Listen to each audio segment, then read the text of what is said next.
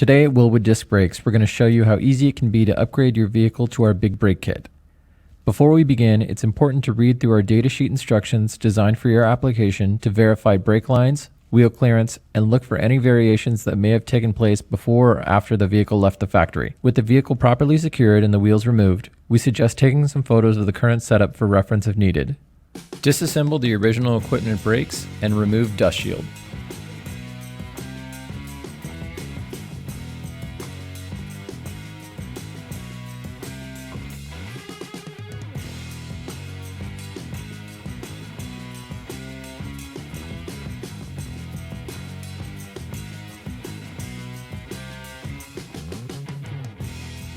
The caliper mount bracket should initially be installed with clean, dry threads on the mounting bolts. Initially place one shim on each bolt between the bracket and the upright.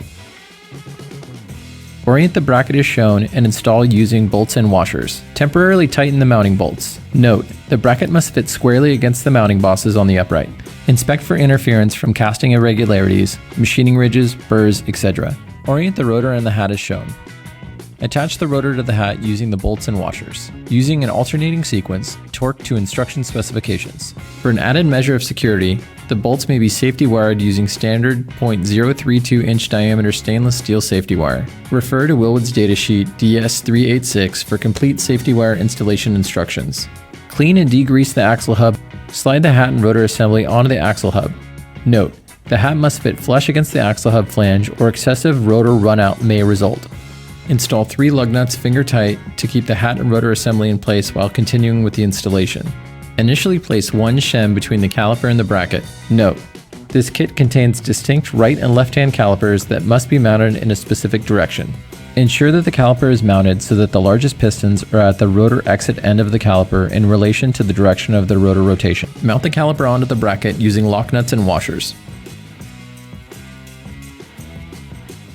Temporarily tighten the lock nuts and view the rotor through the top opening of the caliper. The rotor should be centered in the caliper. If not, adjust by adding or subtracting shims between the bracket and the upright. Always use the same amount of shims on each of the 2 mounting bolts. Once the caliper alignment is correct, remove the caliper, rotor, and caliper mounting bracket bolts one at a time. Apply red Loctite 271 to the threads and torque to instruction specifications. Reinstall the rotor and reinstall the caliper onto the caliper mounting bracket and temporarily tighten the lock nuts. Remove the 2 pad retaining pins from the caliper by carefully popping out the pin retaining clips and sliding the pins out. Insert the brake pads into the caliper with the friction material facing the rotor and secure the brake pads in place with the pad retaining pins and clips.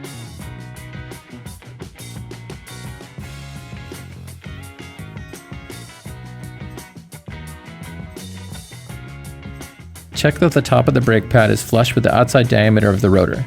If not, adjust by adding or subtracting shims between the caliper and the bracket. After the caliper pad height is set, torque the caliper lock nuts to instruction specifications. Using PTFE tape, install the fitting into the caliper.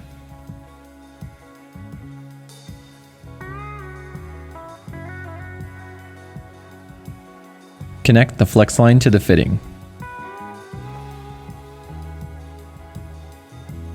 Using the provided cushion clamp, attach the Flexline to the upright using the OEM brake line bolt. Remove the retaining clip. Disconnect the brake line from the hard line. Remove the OEM brake line and caliper. Attach the bulkhead fitting to the hard line.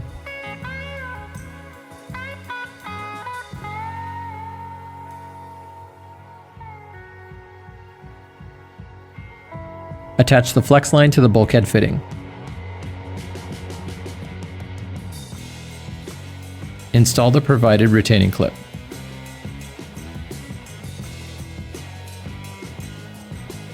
Double check all your work for safety reasons, and when ready, perform a full system fill and bleed with new Wilwood brake fluid best suited for your application.